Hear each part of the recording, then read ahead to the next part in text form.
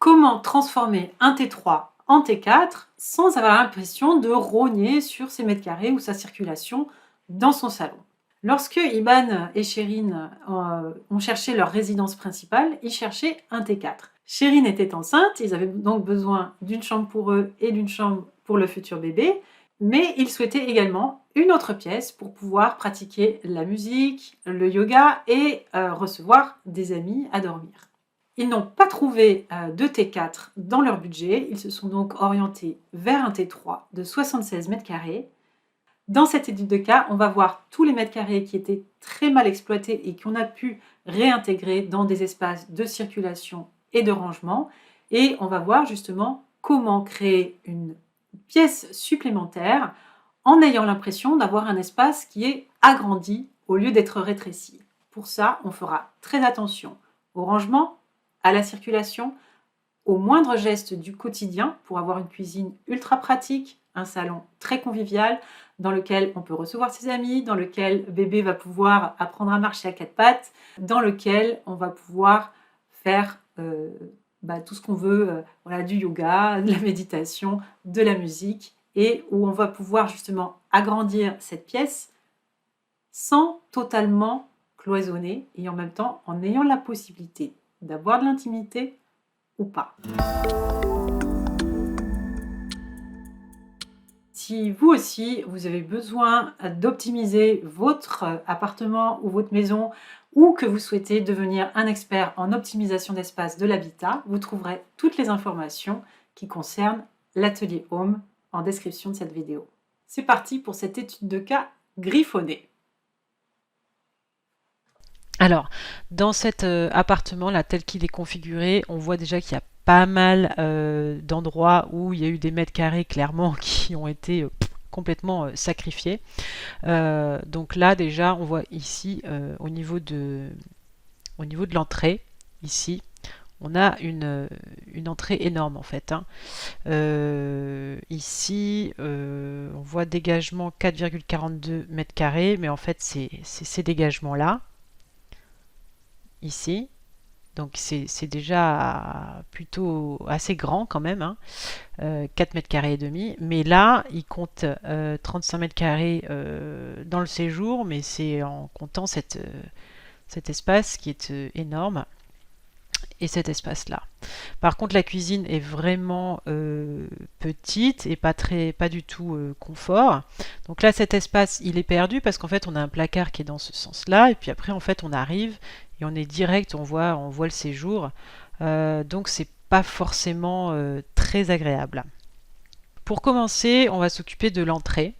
Donc dans l'entrée déjà, moi cette largeur d'entrée là, je trouve ça vraiment ridicule. Donc le placard, puisque vous de toute façon vous voulez le refaire, ne le faites pas dans ce sens-là, faites-le comme ça. Et ce placard déjà, donc vous allez faire une planderie, mais très simplement en fait. Vous pouvez même tout faire en bois, même en OSB.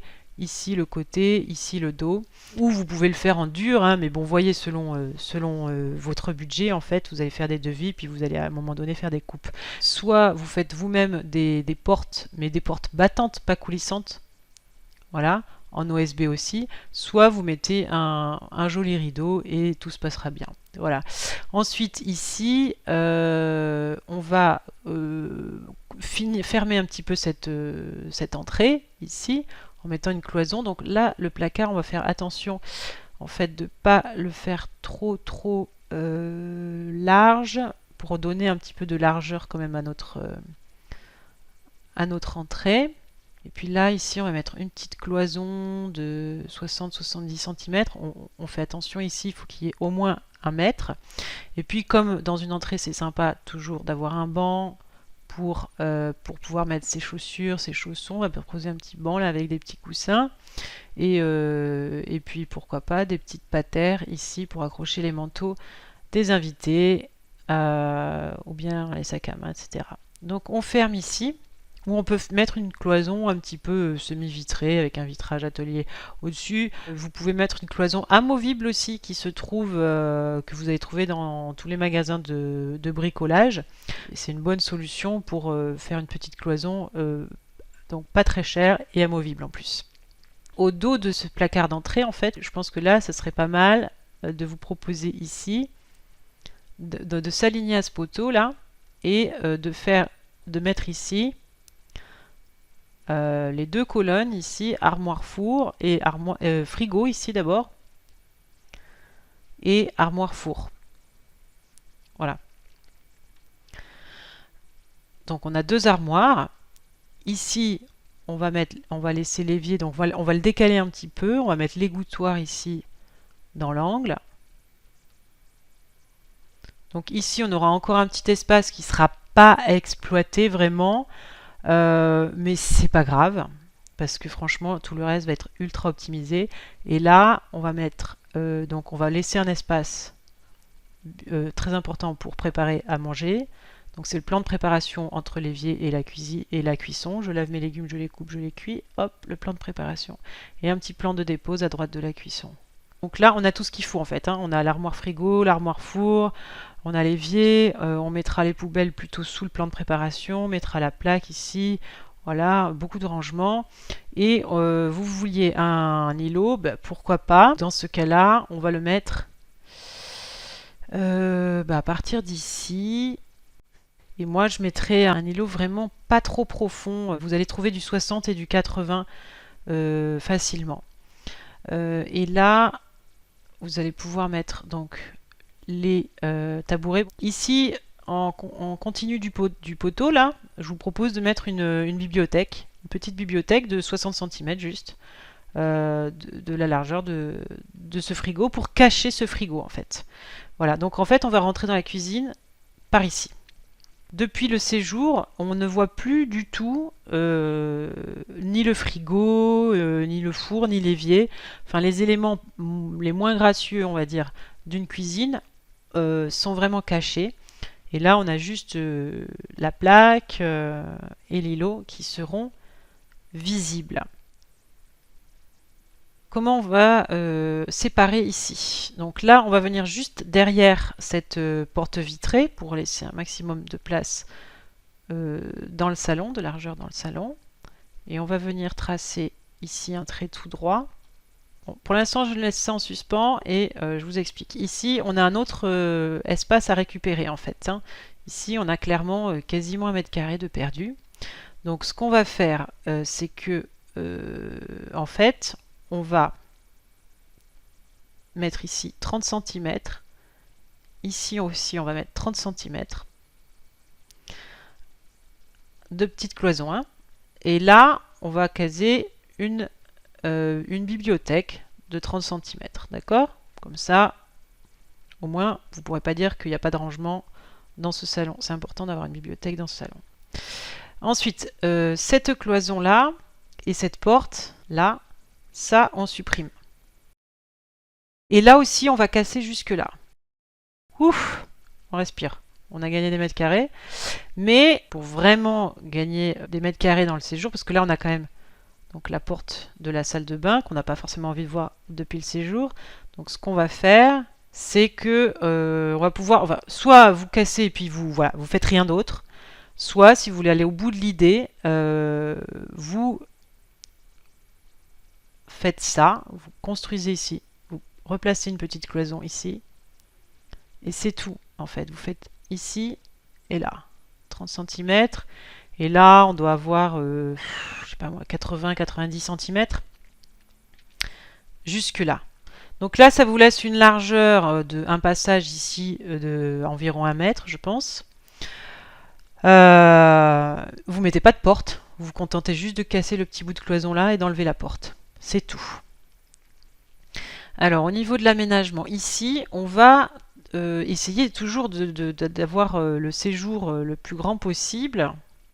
Cette chambre par contre, moi ce que je trouverais quand même assez sympa, c'est que c'est une chambre, en fait, vous allez l'utiliser donc pour votre bureau, chambre d'amis, espace pour la musique, puisque vous faites beaucoup de musique, peut-être du yoga, de la méditation. Donc, ce qui est sympa, c'est que, étant donné que ça va être un espace aussi où vous allez faire de la musique, ce serait d'avoir une ouverture la plus large possible. Comme ça, au quotidien, vous allez avoir l'impression d'un double séjour. et non pas d'un petit séjour. Donc au quotidien, voilà, imaginez là une double porte qui sera tout le temps ouverte. C'est quand même sympa. Vous pourrez la fermer ou vous pourrez voilà, la laisser ouverte pour donner cette sensation vraiment d'espace. Donc là, on va placer donc du coup un petit canapé, un canapé convertible. Voilà, donc là on va le dessiner en mode canapé et en mode déployé. Voilà. Ici, on va pouvoir accrocher des guitares, on va pouvoir mettre des percussions, on va mettre un clavier. Voilà. Et là, on va pouvoir mettre un grand bureau. Comment on va faire pour aménager ce salon? On voit déjà que le salon, en fait, il est grand, hein. Il n'est pas du tout petit. Là, une fois qu'on a récupéré ça, et cet espace-là aussi qui était sous-exploité, donc là maintenant on a mis une bibliothèque, on en a mis une autre, une petite ici. En fait, il est long, donc si on met notre canapé là, ça nous fait bizarre, ça fait un séjour très grand. Donc en fait, vous pouvez largement mettre un canapé, un salon, je veux dire, et une salle à manger. Vous voulez pas de télé, mais je vais quand même vous dessiner la version avec télévision pour vous montrer que le truc est bien pensé. Donc ici, un meuble télé. Voilà, c'est comme ça en cas de revente, hein, vous savez que voilà, c'est possible de vivre avec une télé dans cet appartement. Donc une télé. Ici, on va mettre donc un canapé. Voilà. Et puis là, on peut dessiner un gros fauteuil là et un tapis. Et puis une table basse. Ici, la table de la salle à manger. Donc là, on peut mettre une plante verte et une table de salle à manger. Donc là, on va laisser 60 cm pour mettre 3 chaises. Donc là, on a de quoi mettre une table de 160, 180, tranquille. Hein. Et ça circule tout à fait. Voilà. Maintenant, vous, en fait, comme vous voulez pas de télévision, bah, ça sera encore mieux. Parce que vous allez avoir un salon vachement plus convivial, avec un canapé, du coup, qui sera plutôt tourné vers la vue. Ceci est un canapé. Un autre fauteuil, un gros fauteuil sympa ici, un fauteuil sympa ici, un beau tapis, une table basse ronde. Il ne faut pas oublier que vous avez un petit bébé qui va jouer à quatre pattes. Donc là, il va y avoir probablement un petit tapis rond ou une petite corbeille à jouer. Enfin bon, voilà, il y a de quoi faire. Oui, pour être là, là, à gambader par là. Un petit couffin, un petit tapis de bébé, voilà. Donc là, on voit qu'on peut vraiment bien vivre dans ce salon, ce séjour avec cette chambre d'amis, cette pièce d'appoint. Moi, je vous conseille vraiment de mettre une double porte parce que c'est super agréable d'avoir cette sensation du coup de quelque chose de plus grand. Si cette étude de cas vous plaît, je vous laisse mettre un pouce, ça aidera YouTube à savoir que cette vidéo peut être intéressante pour d'autres personnes. Si vous voulez en avoir d'autres, eh bien laissez-moi un petit commentaire et dites-moi les sujets que vous aimeriez que j'aborde. Et puis, si vous aussi, vous avez un besoin d'optimisation d'espace de votre propre maison ou appartement, ou que vous souhaitez devenir un expert en optimisation d'espace de l'habitat, eh bien vous trouverez en description de cette vidéo toutes les informations pour rejoindre l'atelier Home ou faire appel à un Homer. À très bientôt!